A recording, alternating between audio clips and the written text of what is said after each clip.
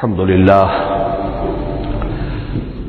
لله وكفى والصلاة والسلام على عباده الذين اصطفى خصوصا على أفضلهم وخاتم النبيين محمد الأمين وعلى آله وصحبه أجمعين. أما بعد فأعوذ بالله من الشيطان الرجيم. بسم الله الرحمن الرحيم. رب اشرح لي صدري ويسر لي أمري واحلل عقدة من لساني يفقهوا قولي. اللهم ربنا آنس وحشتنا في قبورنا وارحمنا بالقرآن العظيم. اللهم اجعله لنا إماما ونورا وهدى ورحمة.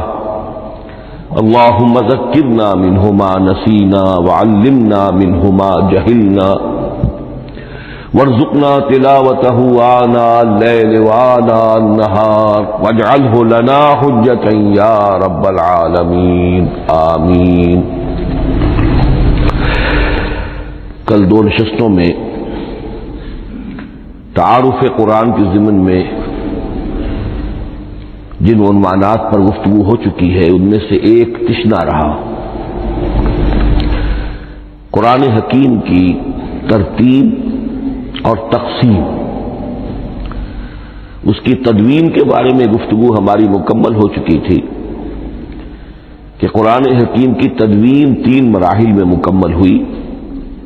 اولاً خود حضور صلی اللہ علیہ وسلم نے اللہ تعالی ہی کے حکم سے قرآن مجید کو مرتب کر دیا اور اس مرتب شکل میں امت کو منتقل کیا. ترتیب معین ہو چکی تھی لیکن وہ کتابی شکل میں ما بین الدفتین جمع نہیں ہوا. اس کے بعد دوسرا مرحلہ آیا حضرت ابوبکر صدیق رضی اللہ تعالی عنہ کے عہد خلافت کے دوران، جب بہت سے حفاظ شہید ہو گئے جنگ یمامہ میں تو تشویش پیدا ہوئی کہ قرآن حکیم کو کتابی شکل کے اندر مرتب بھی کر لیا جائے، جمع کر لیا جائے. چنانچہ یہ کام حضرت ابوبکر صدیق کے عہد خلافت میں پورا ہو گیا اور اس کے لیے مصحف کا نام حضرت عبداللہ ابن مسعود کی تجویز پر حضرت ابوبکر صدیق رضی اللہ تعالی عنہ نے طے کیا. لیکن اس کے چونکہ ابھی پڑھنے کے انداز میں لوگوں کو کافی آزادی دی گئی تھی کہ اپنے اپنے لہجے کے مطابق لوگ پڑھ سکتے ہیں، تو اس سے محسوس ہوا کہ اب اس کے لکھنے کے انداز میں بھی فرق آ رہا ہے. تو اس لیے ضرورت محسوس ہوئی کہ اس کا ایک اسکرپٹ، ایک رسم الخط جو متفق علیہ ہو، اجماعی ہو، وہ طے کر دیا جائے. چنانچہ یہ تیسرا مرحلہ حضرت عثمان رضی اللہ تعالی عنہ کے عہد خلافت میں طے پایا.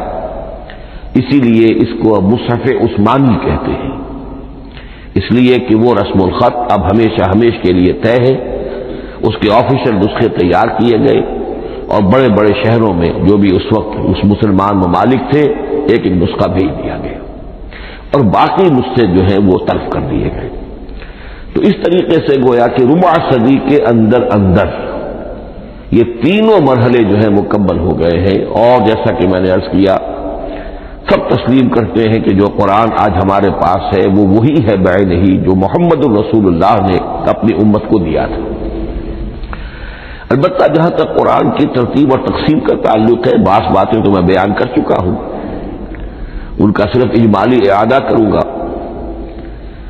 نمبر 1 یہ کہ قرآن کی جو بیسک یونٹ ہے، بنیادی اکائی، وہ آیت ہے.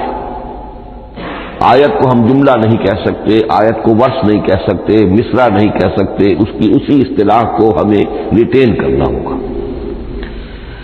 آیتیں چھوٹی بھی ہیں، بڑی بھی ہیں.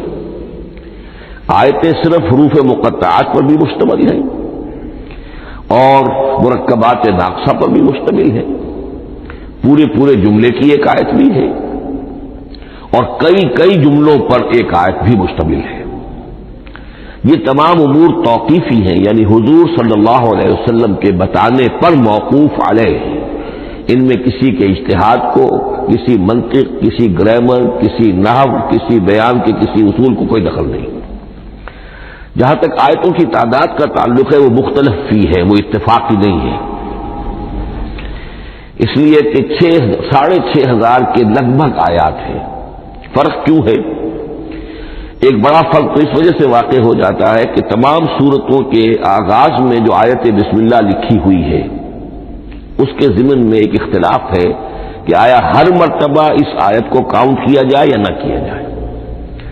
صرف ایک سورت ہے سورہ توبہ جس کے شروع میں آیت بسم اللہ نہیں ہے، باقی 113 سورتوں کے آغاز میں بسم اللہ لکھی ہوئی ہے، تو بعض حضرات اس کو سمجھتے ہیں کہ یہ کاؤنٹ نہیں کی جائے گی، بلکہ یہ تو در حقیقت صرف سورتوں کے درمیان فصل اور فرق قائم کرنے کے لیے یہ آیت بسم اللہ لکھ دی گئی ہے۔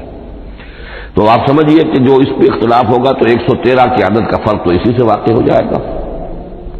بعض اور مقامات پر بھی آیات کی تعداد میں قدر اختلاف ہے وہ روایات ہی کی بنیاد پر، کسی شخص کو خود یہ حق حاصل نہیں ہے کہ وہ اس میں کوئی فرق کر سکے، تبدیلی کر سکے۔ بہرحال 6,500 کے لگ بھگ آیات ہے قرآن حکیم کی۔ آیتیں مل جل کر سورتوں کی شکل میں ہیں، ان کی تعداد متفق علیہ ہے 114۔ سورت سور سے بنا ہے، سور کے معنی فصیل ہے، گویا کہ ہر سورت جو ہے وہ اللہ تعالیٰ کے علم، معرفت، حکمت کا ایک شہر ہے۔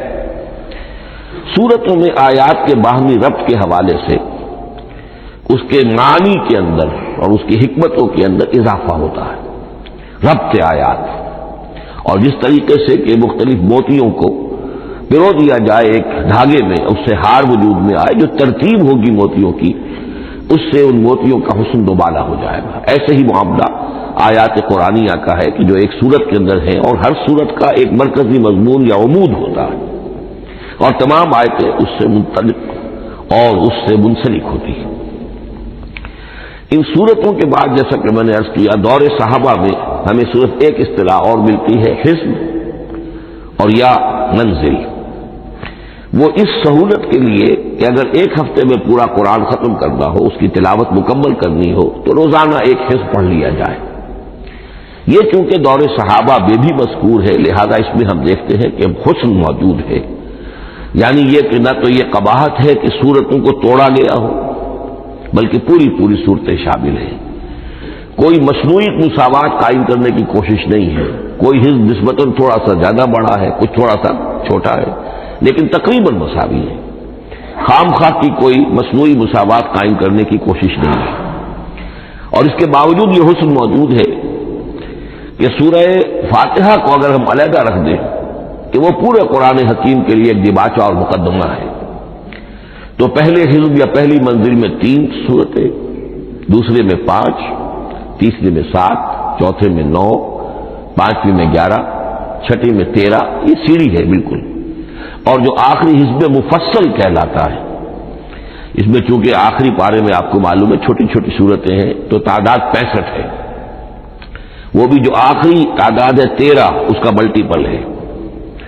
بہرحال یہ حزب یہ بھی دور صحابہ میں اس کا تذکرہ ہمیں ملتا ہے۔ البتہ جو مزید تقسیم کی چیزیں ہمارے ہاں معروف ہیں وہ بات کی چیزیں، رکوعوں میں طویل صورتوں کو تقسیم کیا گیا تاکہ ایک رکعت میں اگر طویل صورت میں سے کوئی آیات پڑھنی ہے تو اس طرح پڑھی جائیں کہ مضمون ٹوٹے نہ۔ یہ حجاج بن یوسف کے زمانے میں یہ کام ہوا ہے اور بڑے غور و فکر سے ہوا، اور واقعتاً محسوس ہوتا ہے کہ معنوی جو ربط اور تعلق ہے اس کو ملحوظ رکھا گیا ہے۔ لیکن جو دوسری تقسیم ہمارے ہاں معروف ہو گئی ہے وہ پاروں کی ہے۔ اول تو یہ معلوم نہیں کہ یہ تقسیم کب ہوئی، مجہول الزمان ہے یہ۔